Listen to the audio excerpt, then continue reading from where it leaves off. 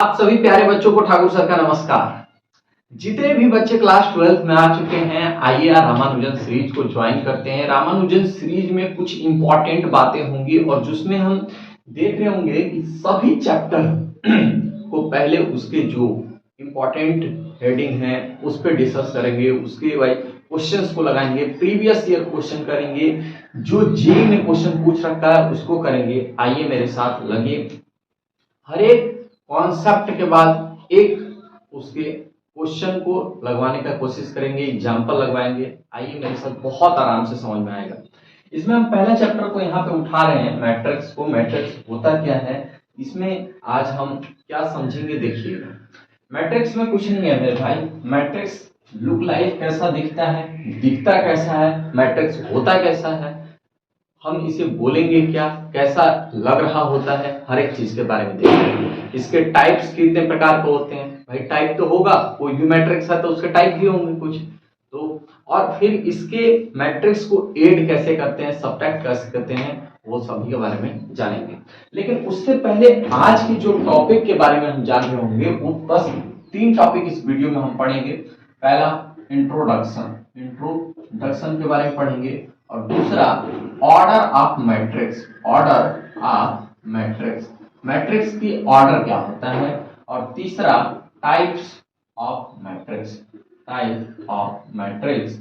और हाँ, और चौथा जो पॉइंट्स होंगे वो क्या होगा सर, वो क्या होगा, तो कुछ नहीं होगा, वो होगा आपका टाइप्स ऑफ मैट्रिक्स। आज के लिए हम लोग ब्रेक करते हैं। आज हम लोग पढ़ेंगे इसके एक्सरसाइज 3.1 एनसीईआरटी के क्वेश्चन देखिए। तो आज के वीडियो लेक्चर में हम लोग सिर्फ 3 टॉपिक पर बात करेंगे। इंट्रोडक्शन क्या होता है, उसके ऑर्डर क्या होते हैं उसमें, और 3.1 के क्वेश्चन को हम यहाँ पे करेंगे। ये सभी क्वेश्चन क्या होंगे, और हाँ उससे पहले एक हेडिंग और डाल लीजिए, जो कि equality of matrix, equality of matrix, equality of matrix क्या होता है उसके बारे में हम, मतलब आज हम वही 4 टॉपिक ऊपर बातें करेंगे 3 टॉपिक पे, और 3.1 के क्वेश्चन को आप देखोगे कि बहुत आराम से यहाँ पे कर रहे हैं। आइए देखते हैं पहले यहाँ पे कि हम यार इंट्रोडक्शन क्या होता है। सबसे पहले समझो कि इंट्रोडक्शन हम किस तरह से इसे सॉल्व करेंगे मेरे भाई, कि हमारा इंट्रोडक्शन जो है बहुत प्यार से आ जाए। तो बताइए इंट्रोडक्शन में मैट्रिक्स पहले देखो कि कैसा दिखता है, लुक वाइज कैसा दिखता है, मैट्रिक्स होता क्या है, कुछ है। सपोज कीजिए कि आपने एक रेक्टेंगुलर पार्ट लिया। रेक्टेंगुलर पार्ट मतलब कुछ भी हो सकता है, ये मेरा बोर्ड भी हो सकता है भाई। जब आप बोर्ड लेने जाते हो तो कहते हो कि भाई मुझे 3/4 का दिखा दो, मुझे 3/4 का दिखा दो, 4/6 का। चाहे कोई आप रूम बना रहे होते हैं अपने, तो बोलते हैं कि 10/11 का मुझे बनाना है, तो वो उसका क्या है, ऑर्डर है, वो उसका क्या है, ऑर्डर है। मैंने यहाँ पे ऑर्डर को मिटा दिया। तो उसी तरह से मैट्रिक्स भी होंगे। मैट्रिक्स में क्या होता है कि कोई भी चीज है उसे हम रेक्टेंगुलर का में लिख रहे होते हैं। मैट्रिक्स को हम इस तरह से रिप्रेजेंट करते हैं। मैट्रिक्स को हमेशा इस पार्ट में लिखा जाता है, ऐसे और ऐसे। इसमें लिखा कैसे जाता है, इसमें ऐसे और ऐसे। हालांकि अभी जो लिखा जाता है हमेशा इस भागों में लिखा जाता है, हमेशा इस ब्रैकेट में लिख रहे होते हैं, और इसमें हम लोग पहले लिखा करते थे, जो कि अब नहीं लिखते। अभी देखेंगे फॉर्म राइटर जो बुकों में तो ये आपको मिलेगा, बट अब यहाँ पे नहीं। कितनी बातें समझ में आई। तो सर अब आप तो बता दिए कि हम इसमें तो रख देंगे, लेकिन किस किस चीज को रख सकते हैं। एनीवन, कोई नंबर हो सकता है, कोई फंक्शन हो सकता है। तो इसके लिए डिफिनेशन जो एनसीईआरटी के आपके बुक में दिया गया है, अगर हम डिफिनेशन की मान ली बातें करें, तो यदि आप डिफिनेशन देखो तो एक रेक्टेंगुलर ऑर्डर को एक रेक्टेंगुलर एरे, नंबर या फंक्शन में लिख सकते हैं, फंक्शन को लिख सकते हैं। मेरे भाई देखना ना, प्यार से देखो, कोई भी यहाँ पे आप चाहे कुछ भी, या तो नंबर ले सकते हैं, फंक्शन ले सकते हैं। फंक्शन के अंदर तो आपके सभी चीज आ सकते हैं, क्यों, या तो आप साइन, कॉस, टेन, कॉट कुछ भी ले लो मेरे भाई, या तो आप नंबर ले लो। सपोज करो, अच्छा अब कहोगे कि सर मैट्रिक्स में नंबर हो सकता है, तो उसके नंबर के कुछ वैल्यू भी हो सकते हैं क्या? जैसे मान लो ये मैंने खुद से लिया, ठीक है, ये मैंने खुद से लिया, ये नंबर है। इसमें हम साइन कॉस टेन भी ले सकते हैं भाई, sine theta x 1 plus x square cos theta, इस तरह से भी आप ले सकते हो, कोई दिक्कत नहीं है, क्योंकि फंक्शन में मेरा सब चीज आ जाएगा, फंक्शन में हर चीज आ रहा होगा, ठीक है। तो अच्छा एक चीज और आप लोगों को बताओ कि ये जो नंबर हैं इसके कोई वैल्यू नहीं होते, क्या मैं बोला? ये जो नंबर हैं, जितने भी मैट्रिक्स के अंदर जितने भी नंबर लिखे होते हैं उसकी कोई एग्जैक्ट वैल्यू नहीं होता, आप इसे सॉल्व करके वैल्यू इसका नहीं निकाल सकते कोई भी, ये अपने आप में एक नंबर है, अपने आप में, ये जो भी इसको बोलना चाहो बोल सकते हो, इससे हम सॉल्यूशन करके इसकी वैल्यू को नहीं निकाल सकते, जबकि डिटर्मिनेंट में वैल्यू निकाला जाता है। और मैट्रिक्स और डिटर्मिनेंट से जेई ने दोनों में मिक्स क्वेश्चन पूछे जाते हैं, दोनों में मिक्स करके क्वेश्चन बनाते हैं और आते हैं क्वेश्चन। तो आइए देखते हैं अब लुक वाइज कैसा दिखता है, ये तो समझ में आया। हम क्या क्या लिख सकते हैं, ये लिख सकते हैं सर, यहां पे ऐसे लिख सकते हैं, बातें इतना क्लियर हो, कोई दिक्कत है बोलो? कोई भी दिक्कत नहीं है सर। अब बातें होगी, अच्छा बार बार आप ये तो लिख दे रहे हो सर, लेकिन अब यहां पे आती है बात कि इसके ऑर्डर क्या होंगे, क्या बात आती है, इसके ऑर्डर क्या होंगे। तो ऑर्डर को देखने के लिए ध्यान दीजिएगा कि यदि आप कोई भी मैट्रिक्स यहां पे लिख रहे हैं, ध्यान दीजिए मैंने यहां पे जो लिखा कि इस तरह से बना दिए आपका ये मैट्रिक्स हो गया, बट इसके ऑर्डर लिखे बिना ये अधूरा है मेरे भाई, ये इसके जब हम ऑर्डर नहीं लिखेंगे तो मैट्रिक्स मेरा क्या है, अधूरा है, ये मेरा मैट्रिक्स अधूरा है अगर ऑर्डर नहीं लिखेंगे तो। लेकिन मैंने ऑर्डर लिख दिया, यहाँ पे 2 क्रॉस 2 लिख दिया। अब आपके दिमाग में आ रहा होगा सर आप 2 क्रॉस 2 क्यों लिखे, क्यों, है ना, क्यों लिख दिए 2 क्रॉस 2? तो मेरे भाई 2 क्रॉस 2 मैंने इसलिए लिखा है। अब देखते हैं ऑर्डर। अच्छा यहाँ पे एक चीज और देखो, जैसे मैंने एक क्वेश्चन और लिया 5 7 8, इसमें लिख दिया 2 क्रॉस 3, इसमें क्या लिख दिया 2 क्रॉस 3। अब बोलोगे कि सर इसमें 2 क्रॉस 3 क्यों लिख दिए, इसमें आप 2 क्रॉस 3 क्यों लिख दिए? इसमें भी कोई दिक्कत नहीं है, आइए पहले इसके ऑर्डर को कॉन्सेप्ट को समझते हैं, तब वहां से देखेंगे कि हाँ इस तरह से कुछ होता है। देखिए कुछ नहीं, अगर मान लीजिए कोई भी नंबर है, कोई भी नंबर है, अगर हम एक मैट्रिक्स लिए 4 5 7 8, ठीक है, इसको मैंने 2 क्रॉस 2 का लिखा। अब ऑर्डर की बातें आ रही है, ऑर्डर की, किसकी, ऑर्डर की, जानते हो मेरे भाई, इसको हम बोल रहे होते हैं रो, इसको क्या बोलते हैं, रो, इसको क्या बोलते हैं, रो, इसको क्या बोलते हैं, रोज, और मेरे दोस्त इसको बोलते हैं कॉलम, ठीक है। तो हम पहले देखेंगे ऑर्डर ऑफ मैट्रिक्स क्या होता है, ऑर्डर ऑफ मैट्रिक्स क्या होता है, तो रो कॉलम, ये होता है तुम्हारा ऑर्डर ऑफ मैट्रिक्स।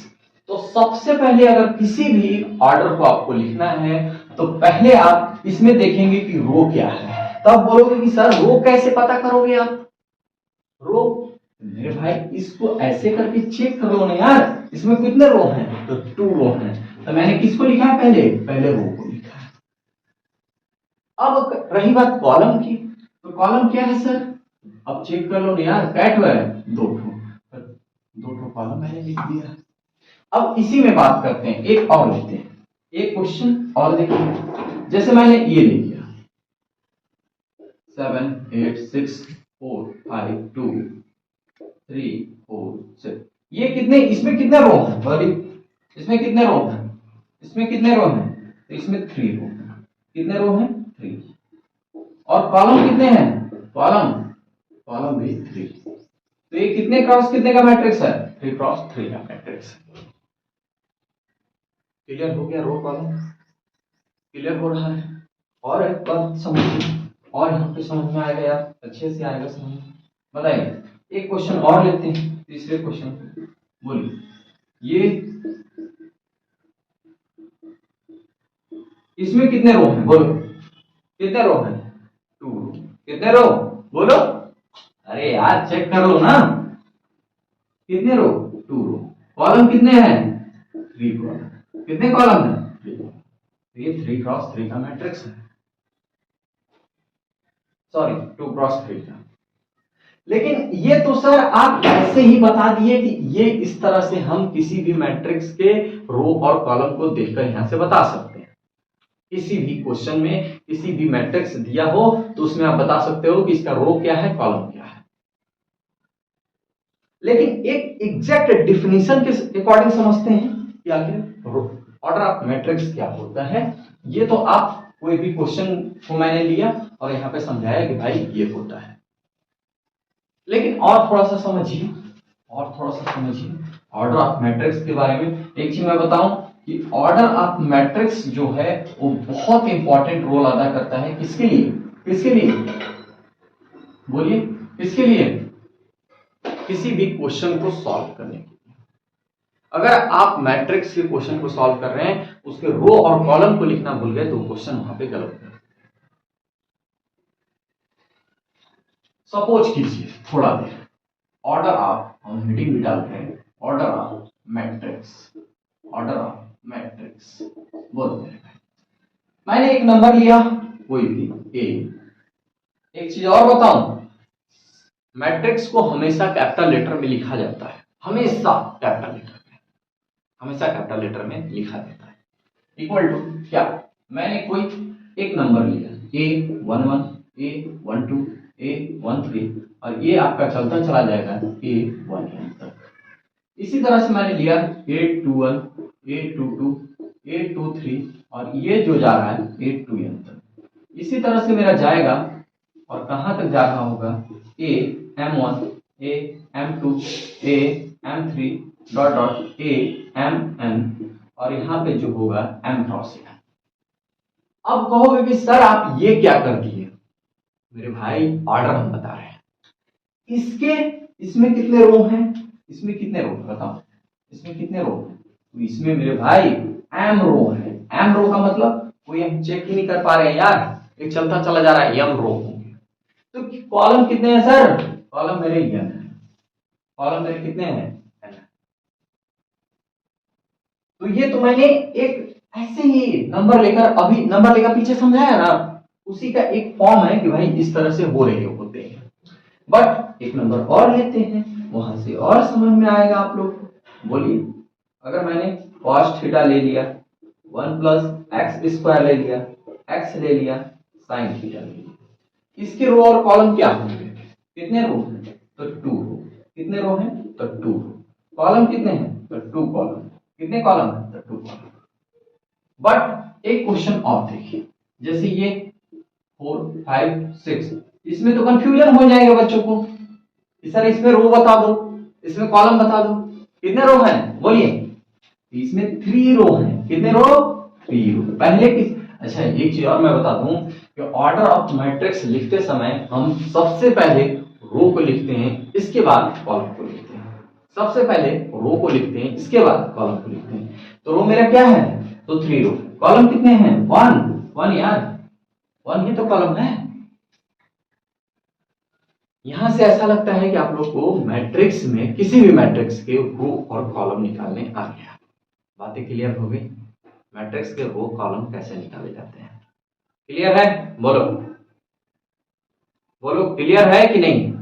क्लियर है? चलो, जब इतना आ गया तो एक क्वेश्चन देखो यार, क्वेश्चन देखो। जब इतना आ गया तो एक क्वेश्चन देखो। क्यों?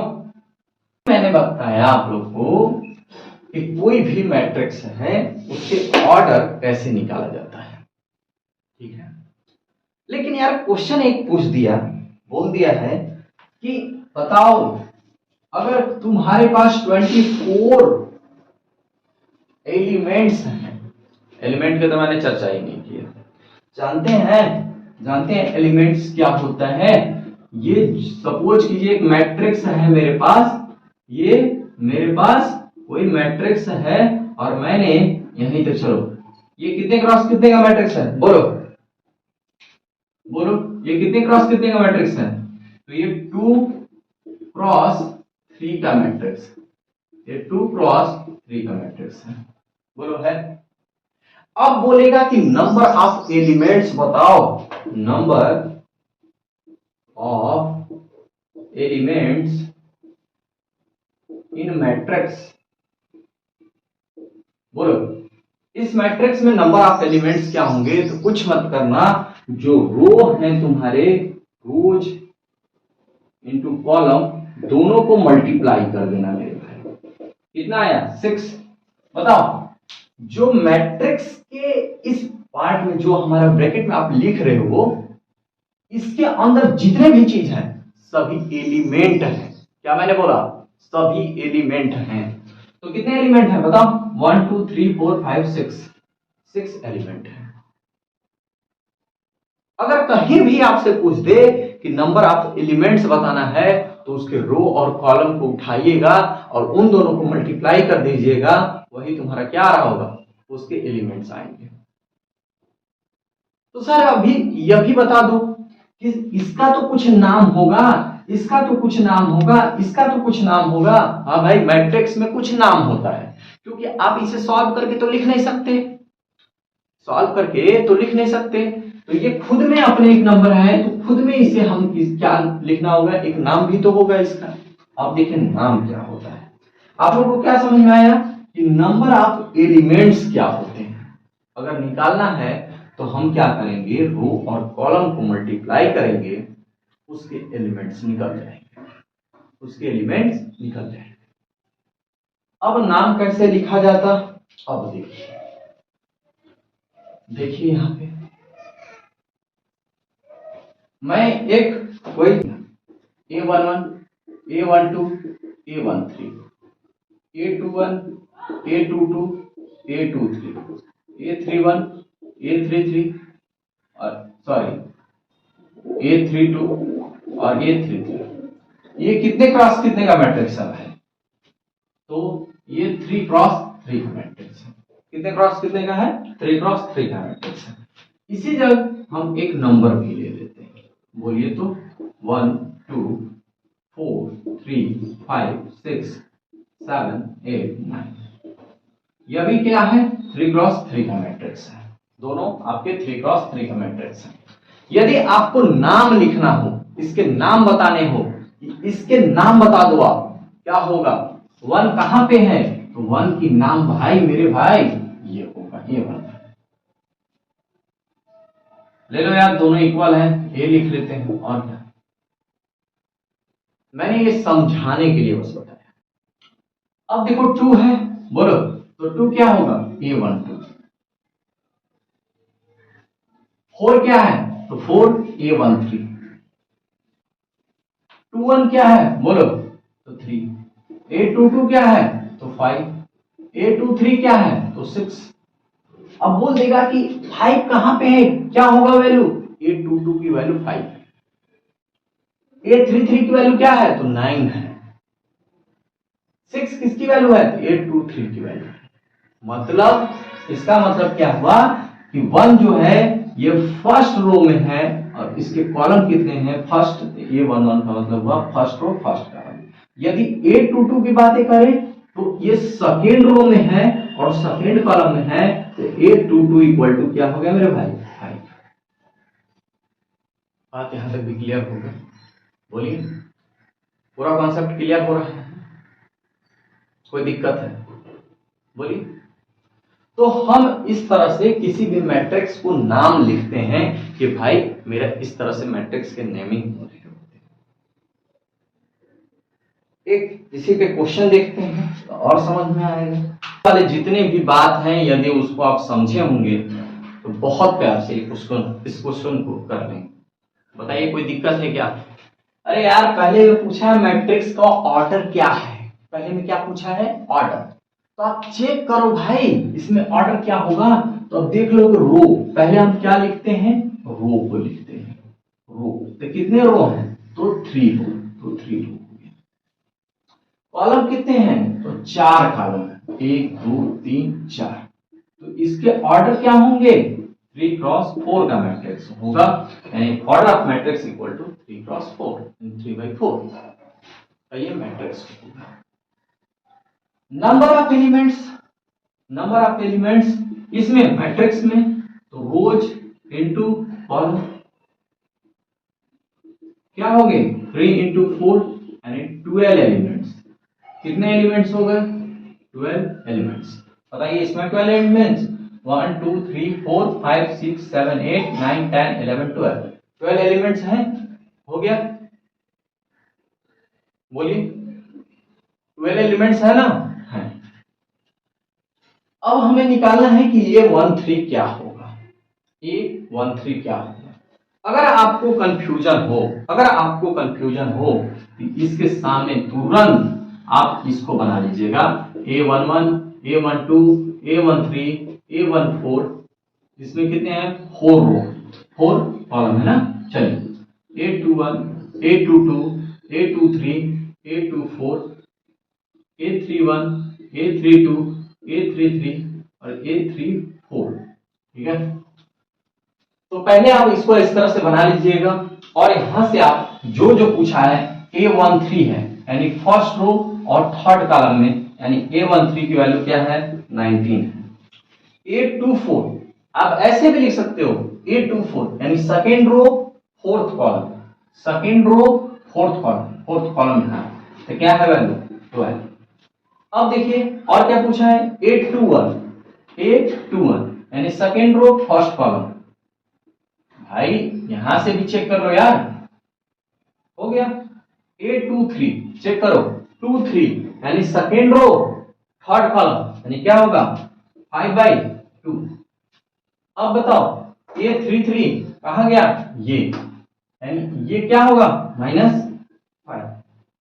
तो हम इस तरह से क्वेश्चन को यहाँ पे हम सॉल्व करेंगे और सभी क्वेश्चन को बहुत प्यार से हम यहाँ पे निकाल रहे हैं। इतना बातें क्लियर हो गया?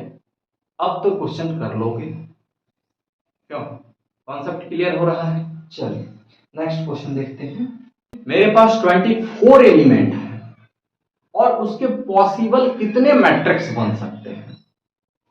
क्या पूछा है कि पॉसिबल ऑर्डर, कितने पॉसिबल ऑर्डर बन सकते हैं? 24 एलिमेंट्स हैं। एलिमेंट्स आपके कितने हैं? 24। अब इसके पॉसिबल ऑर्डर कितने हो सकते हैं? तो ऑर्डर के लिए क्या करोगे मेरे भाई बताओ?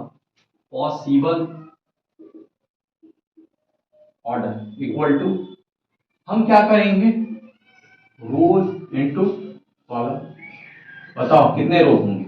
24 में। चेक करो तो पहले तो 24 क्रॉस 1, फिर एक क्या होगा? 1 क्रॉस 24, 1/24। एक यह भी हो सकता 6 इंटू 4, 4 इंटू 6 हो सकता है ना यार। 6 रो होंगे 4 कॉलम होंगे, 24 रो होंगे 1 कॉलम होंगे, 1 कॉलम होंगे 24 रो होंगे, 4 कॉलम होंगे 6 रो। ठीक है, अब देखो यहां पे यह भी लिख सकते हो 20 रो 12 रो 2 कॉलम, 2 कॉलम 20 रो।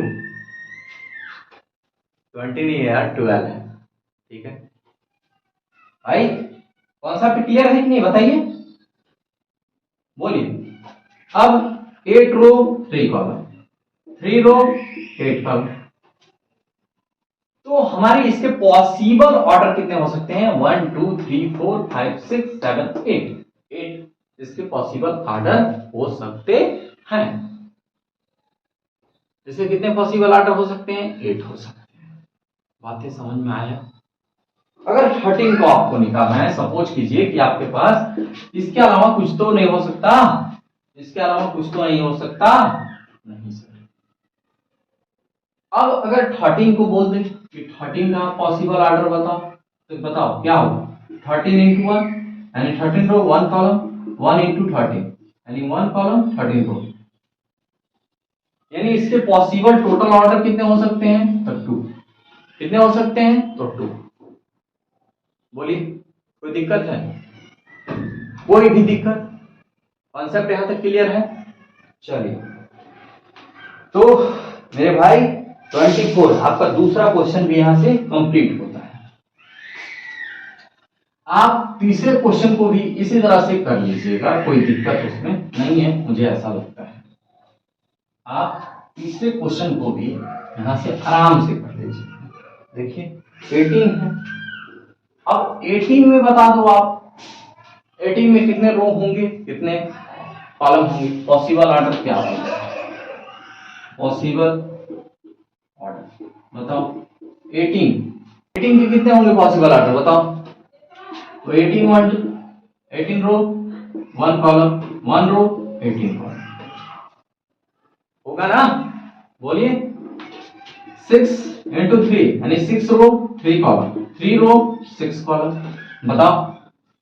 और कुछ होगा, हाँ सर और होगा 9 into 2, अरे सॉरी यार इंटू मैंने बोल दिया, 9 रो 2 कॉलम और 2 रो 9 कॉलम बताओ।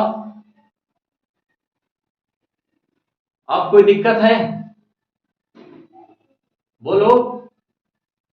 तो यहां पे आपके पास टोटल कितने एलिमेंट्स आ गए बता दो भाई। तो 6 एलिमेंट आ गए सर। टोटल पॉसिबल ऑर्डर इसके कितने हो गए, तो टोटल पॉसिबल ऑर्डर इसके 6 होंगे। एक चीज और पूछ रखा है कि 5, यदि 5 है तो 5 का बता दो। 5 रो 1 कॉलम 1 5 यानी 1 रो 5 कॉलम। इक्वालिटी ऑफ मैट्रिक्स क्या हम देखेंगे, equality of matrix. Equality of matrix क्या होता है, देखिए कोई भी मैट्रिक्स है, यदि 2 मैट्रिक्स, हम क्या बोले 2 मैट्रिक्स, इक्वालिटी ऑफ मैट्रिक्स में क्या होना चाहिए, 2 matrix are said to be equal. कब इक्वल, कंप्लीटली इक्वल होने चाहिए। उसके 2 कंडीशन भी होते हैं, क्या क्या, दे हैव सेम ऑर्डर। यदि 2 मैट्रिक्स है उसके सेम ऑर्डर होने चाहिए। यदि वो 2x2 का है तो दूसरा भी 2x2 का होना चाहिए। यदि ये 3x3 का है तो दूसरा भी 3x3 का होना चाहिए। ये 3x4 का है तो यह भी 3x4 का होना चाहिए। मतलब और फिर करेस्पॉन्डिंग टर्म आर इक्वल, यानी दोनों के टर्म इक्वल होने चाहिए। जैसे करेस्पॉन्डिंग टर्म का मतलब आप क्या समझ रहे हो, देखो यार एक मैट्रिक्स मैं ले लिया 5 4, ठीक है, और ये मैंने मैट्रिक्स लिया। एक और एग्जांपल लेते हैं तब यहां से और कॉन्सेप्ट क्लियर होगा।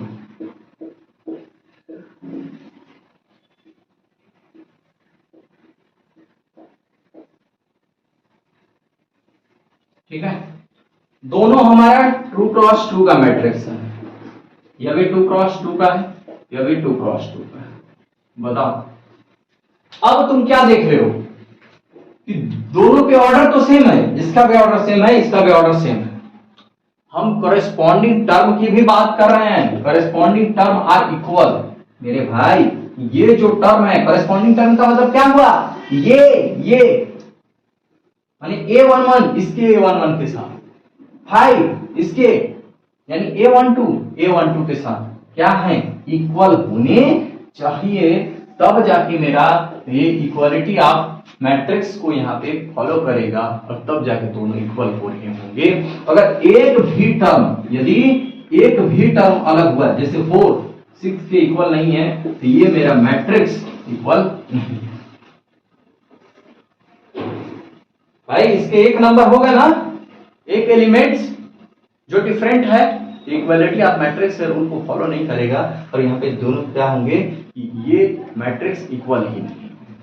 यानी हमारा कहने का मतलब ये है एकदम कंप्लीटली डिक्टो सेम होना चाहिए, डिटो सेम। आप क्या लिखोगे, डिक्टो सेम होना चाहिए, डिटो सेम होना चाहिए। ये दोनों कंडीशन में, यानी उसके ऑर्डर भी सेम होना चाहिए और करेस्पॉन्डिंग टर्म भी इक्वल होना चाहिए, तब जाके हमारे मैट्रिक्स क्या होते हैं, ये मैट्रिक्स मेरा इक्वालिटी ऑफ मैट्रिक्स को फॉलो करता है। और यहां से क्वेश्चन को हम समझते हैं। एक क्वेश्चन आइए उठाते हैं, वहां से और क्वेश्चन कॉन्सेप्ट क्लियर होगा भाई। यहां पे देखिए हमें x की वैल्यू निकालना है। x की वैल्यू आप कैसे निकालोगे, ध्यान दो, बोलो यार हम क्या बोले कि उसके कॉरेस्पॉन्डिंग टर्म सेम होने चाहिए। मैंने क्या बोला था, देखो यार ये 3 है, यह भी 3 है, ये 5 है, यह भी 5 है, तब जाके x का स्क्वायर किसके बराबर होगा, 4 के बराबर होगा, और 2x प्लस 1 किसके बराबर होगा, 5 के बराबर। अगर थोड़ा सा समझो, अगर ये 4 होता तो ये दोनों के यहां से हम इसको बराबर नहीं ले सकते थे। पॉइंट ध्यान से देना, क्या मैं बोला कि अगर ये इक्वल नहीं होता, एक भी टर्म इक्वल नहीं होते, तो हम इसको इसके बराबर नहीं ले पाते। आइए आगे समझते हैं। तब मेरा दोनों पे सेम है। चलिए अब x की वैल्यू निकालिए, √4 यानी +-2, x की वैल्यू +-2, 2x इक्वल टू 5-1 यानी 4, यानी x इक्वल टू क्या हो जाएगा 2। अब इसमें से हम क्या लेंगे, दोनों में से कॉमन वैल्यू क्या है मेरा, +2, यानी x की वैल्यू क्या होगा 2 होगा, मेरा x की वैल्यू क्या होगा 2 होगा, यानी कॉमन वैल्यू क्या है 2 है। बताओ क्लियर है, बोलो। तो भाई इस तरह से हम इस क्वेश्चन को यहाँ पे सॉल्व करेंगे। इसमें से अगर चीज और मैं इसमें बताऊं, और आज की क्लास को हम यहीं पे एंड करेंगे, एक चीज और यहाँ पे बताएंगे। अगर कहीं भी पूछ दे, अगर कहीं भी पूछ दे, जैसे 10 question, number of all possible matrix, all possible matrix, बताइए number of all possible matrix. जैसे अगर कहीं भी आपको दे दे, अगर आपको कहीं भी दे दे कि पहले हम क्या निकालते थे, ऑर्डर पूछ देता था, नंबर दे दिया था, एलिमेंट्स दे रहा था, पूछ दे रहा था कि कितने ऑर्डर के होंगे। अगर आपके पास ऑर्डर दे दिया है और पूछ दे इसके पॉसिबल नंबर कितने हो सकते हैं इसमें, ठीक है, जैसे 3x3 का है, 2x4 का है, इस तरह से, तो कुछ नहीं करिएगा, जो इसका ऑर्डर है उसको मल्टीप्लाई के उसके पावर या, जैसे 3 के पावर 9, ये आपके कितने होंगे, इसका ऑर्डर 3x3 का है, तो इसके कितने होंगे बताओ, 2 के पावर 9 512। आपके एनसीईआरटी का 3.1 का पहला क्वेश्चन 10 क्वेश्चन है। कौन सा क्वेश्चन है, 10 क्वेश्चन। बोल रहा है बच्चे इसमें कंफ्यूज होता है, एंट्री कर रहा है 0 और 1 का, ओनली फॉर बाबू 0 1 हो सकते हैं, कितने हो सकते हैं, 0 हो सकता है, 1 हो सकता है, 1 हो सकता है, बहुत सारे 0 हो सकते हैं। इस तरह से यहाँ पे हम कर रहे हैं, ठीक है। ये कितने का मैट्रिक्स होंगे, 3x3, तो 3x3 में या तो आप एक को 0 ले लो, बाकी को 1 ले लो, या तो 1 को ले लो, बाकी को 0 ले लो, या तो 2 को ले लो, कोई भी हो सकता है, ठीक है। तो आज मेरा रामानुजन सीरीज का फर्स्ट क्लास था। हम इसमें कुछ एनसीईआरटी के क्वेश्चन ले रहे हैं, कुछ बोर्ड्स के क्वेश्चन लेंगे साथ साथ में, और कुछ जेई के क्वेश्चन को लेंगे, जो जेई ने पूछ रखा है उसको हम यहाँ पे उठाएंगे और सभी क्वेश्चन को साथ में करते चलेंगे। अगर आप लोगों को कॉन्सेप्ट समझ में आता हो तो प्लीज लोगों तक शेयर कीजिए, एक लाइक कीजिए, सब्सक्राइब कीजिए, ठीक है। कुछ कमी हो उसे जरूर मुझे बताइए कमेंट में, जिससे कि मैं उसे नेक्स्ट वीडियो में क्या कर सकूं, सही कर सकूं। मिलते हैं बेटा नेक्स्ट क्लास के साथ, तब तक के लिए ओके बाय।